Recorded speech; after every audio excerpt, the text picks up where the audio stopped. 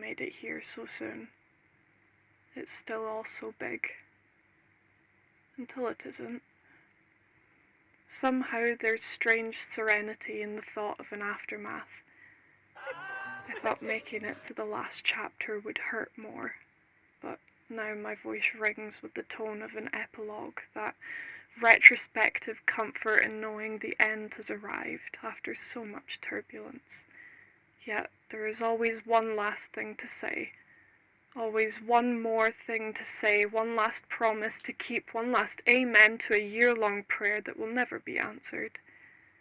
Finally, the end of one more book in my vast library. It never gets easier to accept that the chapter you are writing will be its story's last. But there is comfort in the epilogue, time to grieve between the journey's end and the passage of thought that follows, assuring you that all continue to stay well past the end. Is it now my turn to assure you? I cannot believe any story simply ends. Its epilogue bleeds into its sequel, and my life bleeds day into day like an ink blotch on the page God stopped writing for me. It's sad to think I cannot take his pen. So many parts of my book I would so carelessly score out, rewrite, make new, but I have to believe he wrote me this way on purpose. And although he left my chapter unfinished pages ago, somehow I have continued past it, arriving at this new epilogue I write for myself. Am I supposed to tell you who I will be? I'm still the girl from the final chapter you just read, yet the action is finished, so I guess it's over. I can feel the usual words running to my mind, the happily ever after, but I cannot bear to lie to my readers, my friends, any longer. I know I will never be happy ever after, but I want to leave you with the knowledge that I am trying. I cannot be the girl I was in chapter 1, but she is still me, and I am still trying. I've kept her heart despite it all. I wanted to leave her naivety on page 1, but it has followed me here and changed its name to Hope. I hope you will meet me in my next book. I want to start again. I'm sick of being abandoned at the last page time and time again.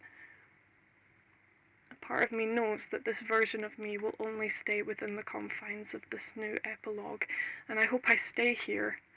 I wish to leave this pain and uncertainty trapped within these words, that by chapter 1 the next time round I will be pleasant enough that you keep reading. But if I'm being honest, I'm surprised you made it here, to this new epilogue, invested enough to read past the action that brought me here, and for that I can only thank you. My words read meaningless without eyes and ears to comprehend them, or at least I used to believe that. Now I write for no one, in the hopes that no one will find it. I don't like the me I have left you with. I'm sorry she is broken. I'm trying to fix that for you. But somehow you have found me here. I urge you to leave me here. Once these words leave my lips, a new me will continue. Do not treat her like you've treated me, alone at the end of an epilogue. But I know in many ways I've written my own solitude, and I've made peace with my lonely monologue. For whose story is this but my own? And I know there is comfort in this monologue. Not an end anymore, but a new beginning to counter this end. But for now, I will say adieu.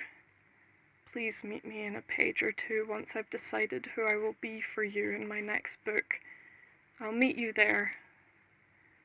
I'm not quite finished writing yet, but for now.